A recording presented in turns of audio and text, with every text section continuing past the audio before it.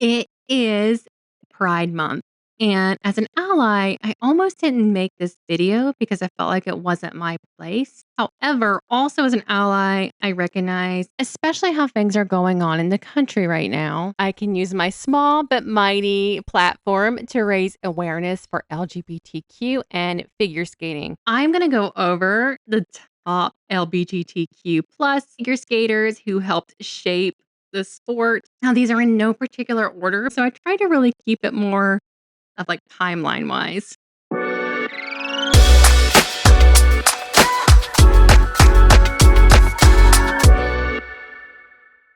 But before I begin, it is important to note that although now we can see on social media a lot of pride posts within USFS and other federations based upon skaters' interviews and comments made in the media, it hasn't always been kind of a safe space in the skating community for LGBTQ skaters. Many skaters have commented, such as men have commented, saying that there was this push for them to be more masculine, and so hopefully this has gotten better within the past few years. I feel like we don't maybe hear as much of the negative side as we used to. However, that doesn't, of course, mean it's still going on. I tried to look into this more to see how skaters' viewpoints, especially LGBTQ plus, have felt in terms of inclusion in the sport. I did run across this study that surveyed 106 Skate Canada members in 2019. So this was a pilot study. And so I'll be curious to see if there's going to be a much larger study because typically pilot studies are just kind of getting a small area. Now they did have 106, but they only had 35 individuals that were in a gender and or sexually diverse group versus 71 that were in a non-diverse group. What they found that overall the attitudes towards LGBTQ plus participation and inclusion in Canadian figure skating were mostly positive. However, what they did find is that those who identified as gender and or sexually diverse felt a little less positive about the inclusivity offered by skating. And what's also interesting is the athletes and the coaches were less likely to believe that skating is an inclusive environment as opposed to volunteers and officials, which to me that's very interesting because usually people may not be kind of aware of their bias. So that may be why, the officials and the volunteers were rated everything kind of more positively as opposed to the skaters and coaches who likely kind of see kind of the broad big picture.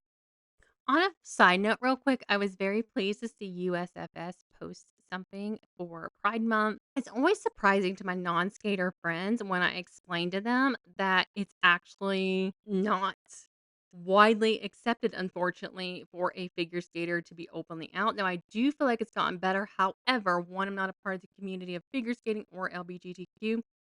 So it could be different than what is seen on the surface.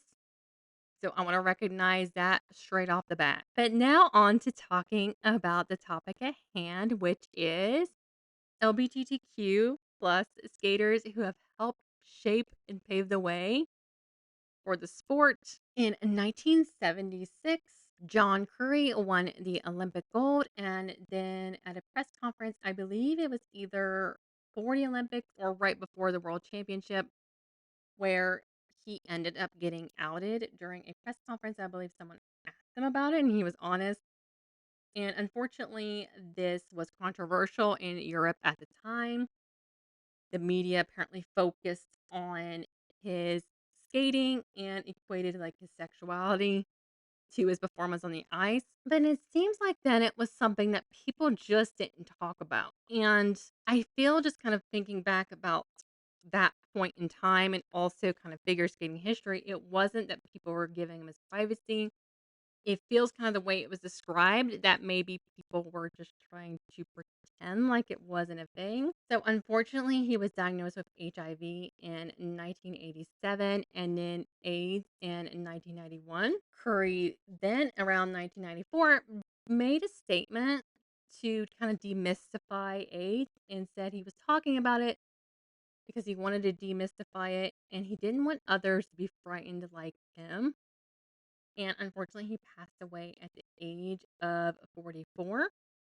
And from what I've read, it doesn't seem like the figure skating establishment acknowledged either Curry's sexuality nor the cause of his death. What's really interesting is I believe Curry may be making the rounds in the media. Now, I haven't personally seen it, but I've had two non skating friends say, "Hey, I heard about John Curry."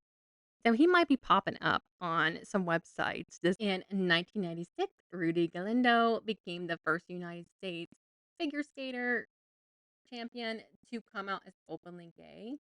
He also won the bronze medal at the World Championships. Rudy was open in a lot of interviews throughout the years and later on that said that he was told to skate in a certain masculine way. And unfortunately, he felt as if he was under a microscope the entire time while skating. In 2001, he was awarded the Ryan White Award for service to prevent HIV and AIDS. In 2011, Johnny Weir, in his memoir, came out and mentioned that he wanted to do so on his own terms at a time he felt like it could potentially help people. And so he received a lot of backlash throughout the years for one, not being openly out, unfortunately, but two, unfortunately, he also received a lot of homophobic comments, tons of them. In the 2006 Olympics, he received nasty emails and personal attacks, not only for his love of Russia, but also over his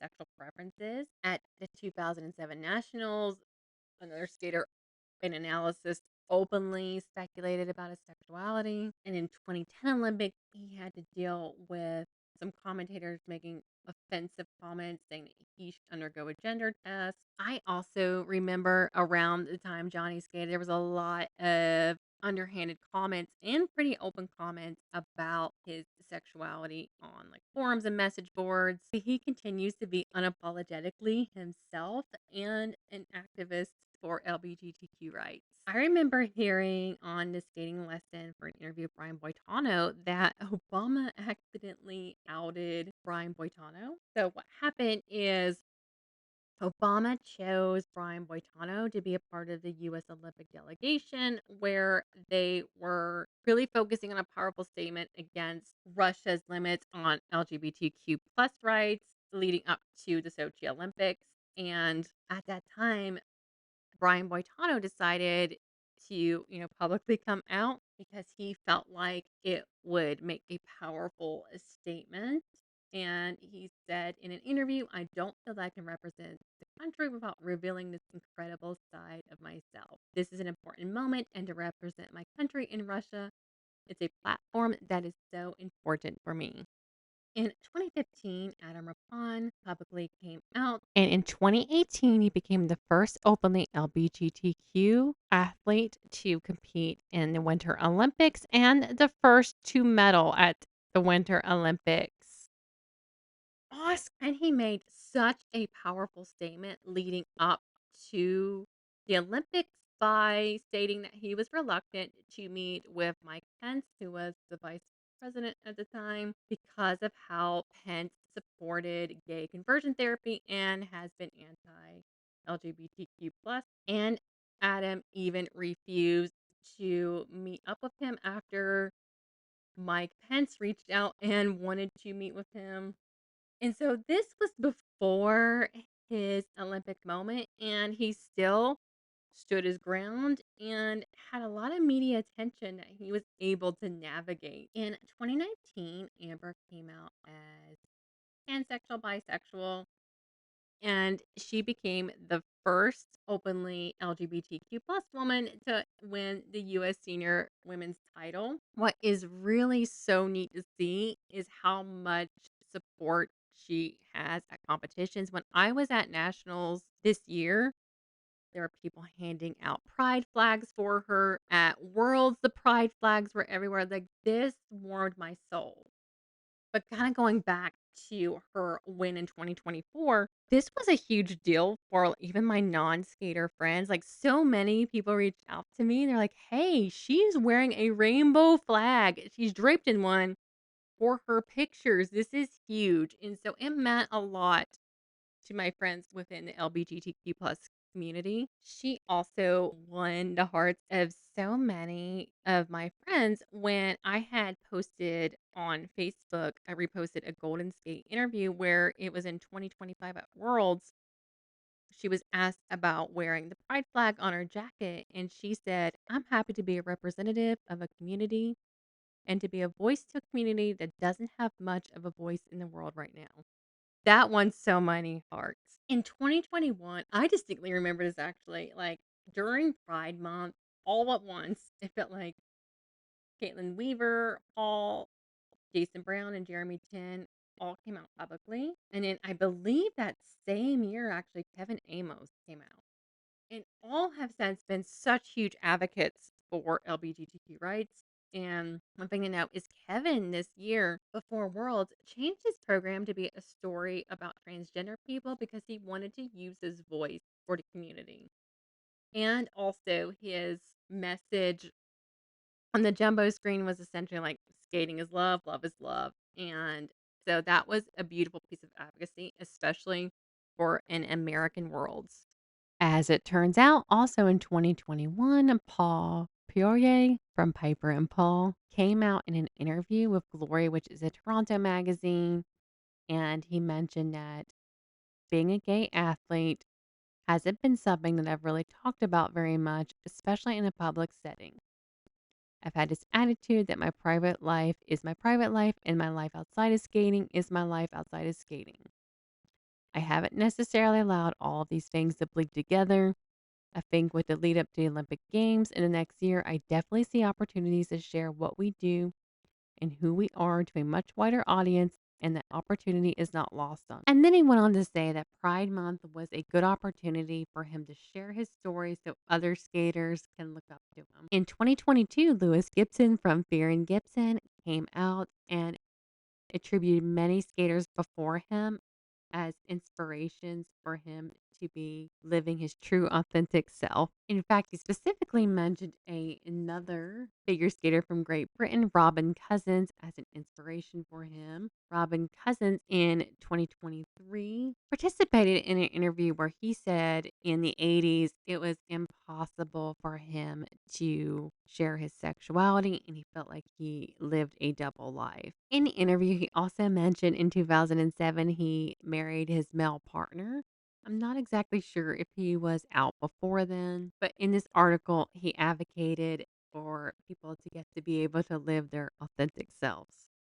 In 2022, Tim LeDuc became the first openly non binary athlete to compete at Winter Games. In an interview, Tim said, "Both Ashley and I, we had something to prove today. I hope people watching us feel like maybe there is space for them to come into figure skating and for them to be able to celebrate what makes them unique and different." In 2023, Gabby Papadakis came out as bisexual during Pride Month. Around 2024-2025, Gabby and Madison Hubble have been strongly advocating for same-sex skating and have been seen skating in a number of ice shows with one another. Gabby has also been such an advocate for many reasons of why this is needed. So from like a feminist perspective, she even talked about in I don't remember which interview it was about how she herself was kind of forced to be kind of this girly